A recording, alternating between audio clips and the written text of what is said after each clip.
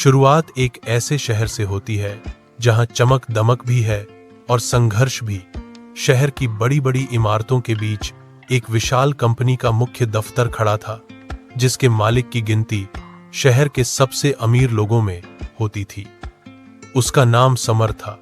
उसकी ठाठ भरी जिंदगी, कारों का काफिला और भव्य ऑफिस देखकर कोई भी सोच सकता था कि दुनिया में उससे ज्यादा सफल कोई नहीं। लेकिन सफलता के साथ साथ उस आदमी में घमंड भी बढ़ चुका था। वह लोगों को नीचे समझता था, गरीबों से दूरी रखता था और हमेशा यही सोचता था कि पैसा ही जीवन का सबसे बड़ा आधार है। उसके अनुसार जिसे पैसा नहीं, वह किसी काम का नहीं और इंसान की कीमत उसकी संपत्ति से तय होती है। दूसरी ओर उसी शहर में एक बूढ़ा भिखारी रहता था, जो एक पुराने फुटपाथ पर बैठकर अपनी जिंदगी काट रहा था। वह फटे कपड़ों में रहता था। उम्र लगभग 70 साल के आसपास थी। चेहरे पर झुर्रियां थी, लेकिन उसकी आंखों में गजब की शांति थी। लोग उसे अक्सर अनदेखा कर देते थे। कई लोग उसकी तरफ देखते भी नहीं थे, लेकिन वह कभी शिकायत नहीं करता था। एक सुबह समर अपने ऑफिस जा रहा था। उसके साथ उसके गार्ड और ड्राइवर थे। रास्ते में उसने उस भिखारी को देखा, जो अपने कटोरे में कुछ सिक्के रखे चुपचाप बैठा था। समर ने उसे घूर कर देखा और हंसते हुए अपने साथियों से कहा, देखो, लोग जीवन में असफल क्यों हो जाते हैं?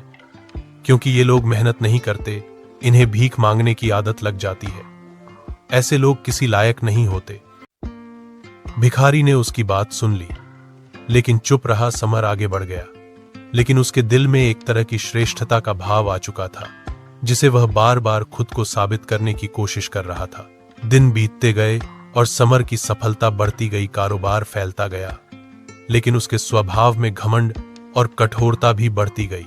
वह अपने कर्मचारियों से सख्ती से पेश आता और गरीबों को नीचा समझता था। लेकिन जीवन हर किसी को एक न एक दिन समझाने जरूर आता है, और वह दिन बहुत जल्दी आने वाला था। एक दिन अचानक उसकी कंपनी को बड़ा नुकसान हुआ। एक महत्वपूर्ण प्रोजेक्ट हाथ से निकल गया। शेयर बाजार में गिरावट आई और समर का करोड़ों का नुकसान हो गया। वह परेशान होने लगा। लोग उसकी बुराई करने लगे। उसके ऊपर काम का दबाव बढ़ गया और वह तनाव में डूबने लगा। कुछ ही दिनों में उसकी स्थिति ऐसी हो गई कि वह सामान्य बातों पर भी गुस्सा करने लगा। धीरे धीरे उसके कर्मचारियों ने भी उसका साथ छोड़ दिया। इसी तनाव के बीच एक दिन वह अपने ऑफिस से अकेला ही बाहर निकला। वह चलता चला गया और अचानक उसे वही पुराना फुटपाथ दिखाई दिया, जहां वह भिखारी बैठा करता था। लेकिन आज वह भिखारी आराम से बैठा था। उसके चेहरे पर शांति थी और वह मुस्कुरा रहा था। समर उसे देखकर और चिढ़ गया। उसने सोचा, मेरे पास सब कुछ होने के बाद भी मैं इतना परेशान हूं, और यह आदमी जिसके पास कुछ भी नहीं, वह मुस्कुरा कैसे सकता है? वह उसके पास गया और बोला, तुम लोगों की जिंदगी इतनी आसान कैसे होती है? तुम्हारे पास खोने के लिए कुछ नहीं, इसलिए तुम खुश रहते हो। भिखारी ने उसकी ओर देखकर बहुत धीमी और सधी हुई आवाज में कहा, क्या सच में तुम्हें लगता है कि खुशी चीजों से मिलती है? अगर ऐसा होता तो तुम कभी दुखी न होते। समर को थोड़ा अजीब लगा। वह बोला, तुम मेरे हालात नहीं समझ सकते। तुम्हारे पास सब कुछ खोने का डर नहीं है। भिखारी ने कहा, मैं समझ सकता हूं, क्योंकि मैंने भी कभी सब कुछ खोया था। एक समय था जब मैं भी अमीर था। मेरा घर था, परिवार था, नाम था, प्रतिष्ठा थी। लेकिन एक हादसे में सब चला गया, परिवार भी और कारोबार भी। लेकिन तब मैंने एक बात समझी कि जीवन में असली धन वह नहीं जो गिरने से टूट जाए या खोने से खत्म हो जाए। असली धन वह है जो हमेशा साथ रहता है। समर हैरानी से पूछता है, कौन सा धन? भिखारी ने मुस्कुराते हुए कहा, मन की शांति, कृतज्ञता, जीवन को समझने की क्षमता और दूसरों के प्रति दया। ये 4 चीजें अगर आपके पास हैं तो दुनिया की कोई शक्ति आपको दुखी नहीं कर सकती। और अगर ये 4 चीजें आपके पास नहीं है तो करोड़ों रुपए भी आपको खुश नहीं कर सकते। समर उसकी बात ध्यान से सुन रहा था, लेकिन उसे अभी भी समझ नहीं आया। उसने पूछा, लेकिन खुशी पैसे से तो मिलती है ना? भिखारी ने कहा, यदि पैसे से खुशी मिलती तो आज तुम मुस्कुराते और मैं दुखी होता। तुमने खुद ही मुझे अपने उत्तर दे दिए। पैसा एक साधन है, उद्देश्य नहीं। जो इसे उद्देश्य बनाता है वह कभी संतुष्ट नहीं रह सकता।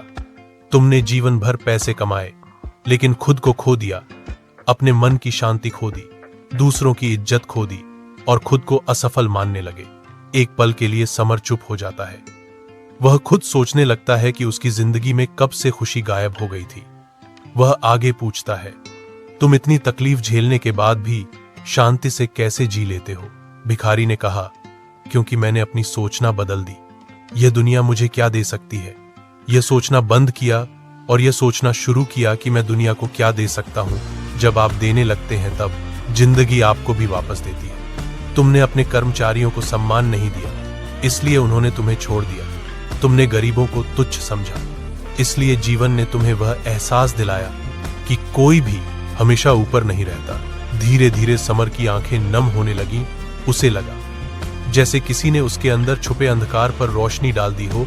उसने कहा, तुम सही कहते हो, मैं गलत सोचता था, लेकिन मैं बदलना चाहता हूं। मुझे क्या करना चाहिए? भिखारी ने कहा, बस इतना करो कि हर दिन कुछ ऐसा करो जिससे किसी का भला हो, किसी को सम्मान दो, किसी की मदद करो, किसी के चेहरे पर मुस्कान लाओ। यही खुशी है, यही शांति है, यही असली जीवन है। समर कुछ देर तक उसे देखता रहा। उसने पहली बार महसूस किया कि एक भिखारी उसे वो सिखा रहा है जो करोड़ों रुपए भी उसे नहीं सिखा पाए थे। उसने चुपचाप अपना सिर झुका लिया और घर लौटते समय उसके कदम पहले की तरह भारी नहीं थे। उसे महसूस हुआ कि वह भीतर से हल्का हो चुका है। धीरे धीरे समर ने खुद को बदलना शुरू किया। वह कर्मचारियों के प्रति दयालु हो गया, गरीबों की मदद करने लगा, रोज किसी न किसी का भला करता। उसके भीतर का अंधेरा मिटने लगा। कुछ महीनों में उसका कारोबार भी फिर से सुधरने लगा। लोगों का भरोसा लौट आया और उसकी जिंदगी में वह खुशी लौट आई जो सालों से गायब थी। एक दिन वह फिर उसी फुटपाथ पर गया, लेकिन वह बूढ़ा भिखारी कहीं दिखाई नहीं दिया। वह शायद आगे बढ़ गया था या शहर छोड़ चुका था, लेकिन उसकी बातें हमेशा के लिए समर के दिल में बस गई थी। अंत में यही सीख रह गई कि जीवन में सबसे बड़ी दौलत पैसा नहीं, बल्कि इंसानियत है, देने की भावना है और मन की शांति है। क्योंकि पैसा खत्म हो सकता है, लेकिन अच्छे कर्म कभी नहीं खोते। वे जीवन को फिर से सुंदर बनाकर लौट आते हैं। यही वह सच्ची सीख है जो एक भिखारी ने एक करोड़पति को दी और जिसने उसकी पूरी जिंदगी बदल दी।